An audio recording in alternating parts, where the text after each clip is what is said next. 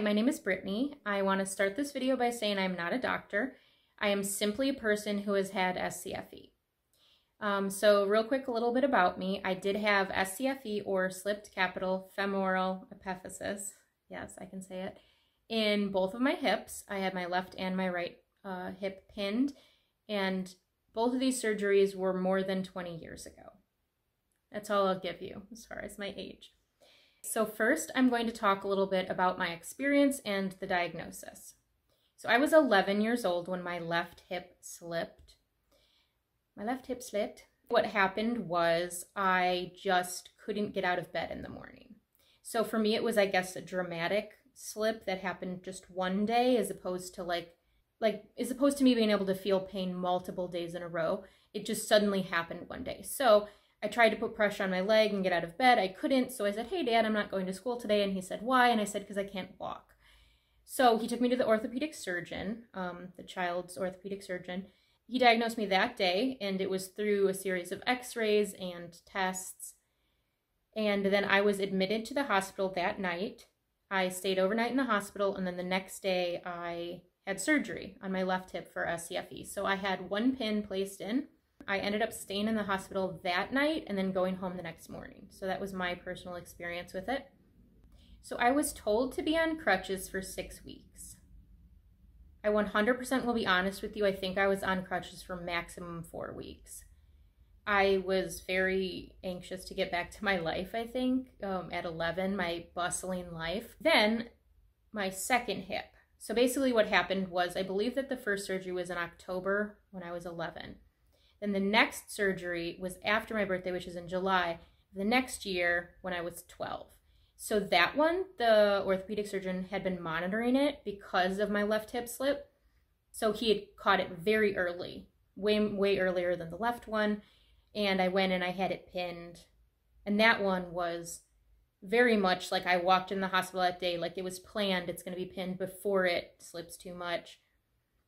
I had it pinned, and then I woke up and I actually left the hospital the same day.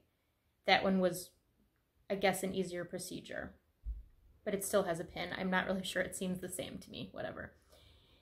As far as follow-up appointments go, I know I had one like every couple weeks to a month for like a year after both surgeries. So they did, you know, different types of x-rays on the hips to just make sure that it wasn't slipping again and that the surgery was holding. I did not have my pins removed. Some people do. I still have pins in my hips to this day. Great experience. And when I was in college, I had like a back problem. So I went and I got some x-rays on my back. And I remember being like in the waiting room, and I could overhear the nurses talking about, "This girl has Frankenstein hips." And I'm like, yes, I do. One of the benefits, I have Frankenstein hips. Okay, so let's talk a little bit about what I could still do after surgery. So I did all of the following things after surgery. Remember, I'm 20 plus years post-surgery. So I still actively participated in nearly every gym activity. I still ran, I still jogged. I mean, why would I go down a level? I still walked, jogged, and ran. That's how I should have said it. I still studied the martial art of Aikido for 2 years, which did include throwing people and having people throw me. Maybe not highly recommended, but I did that. I did boxing for a while. So let's talk about right after the surgery. So surgery was in 6th grade. I still was an active part of show choir in 7th grade, which is dancing and singing. I still did musical theater all throughout high school and most of college. So that's extensive dancing. I actually tap danced 42nd Street. So I did learn to tap dance after having this surgery. I just ran a 5K in October, and I came in the top 200, which is amazing. But this is what I specifically cannot do. I cannot ride a horse. I found this out when I tried to ride a horse. So something about the external rotation of the legs and the prolonged period and how big a horse is, I cannot ride a horse. I cannot ride a motorcycle. But I have no desire to ride a motorcycle, so I guess I'm all right in that department. Once again, it's the way your legs have to be placed in like the pedals or something. It's hard to do squats in the gym and not have my body want to fold forward. That's like a pressure thing on the hips, I think. And then certain kicks are really hard. I feel like I have to be in the correct position in order to kick, or else I'll feel like my body will go out of line. The restriction feels like a stabbing. Like if I move it, I'm scared it's like going to stab, like there's going to be like a stabbing pain.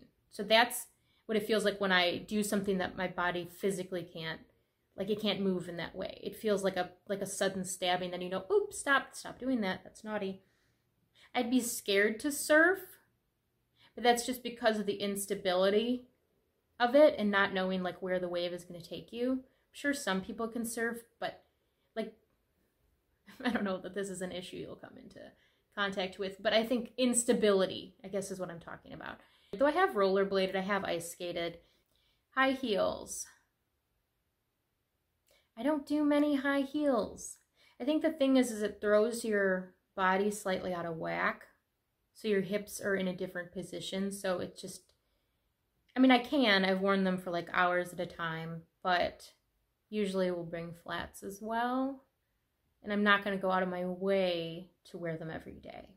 So I guess I just made this video for anyone who's been diagnosed or their child has been diagnosed to know just a little bit more about what someone who has had it has gone through. So that's all I plan to talk about today. If you have any other questions, I guess you can ask them in the comments and I'll definitely try to answer those. Bye guys.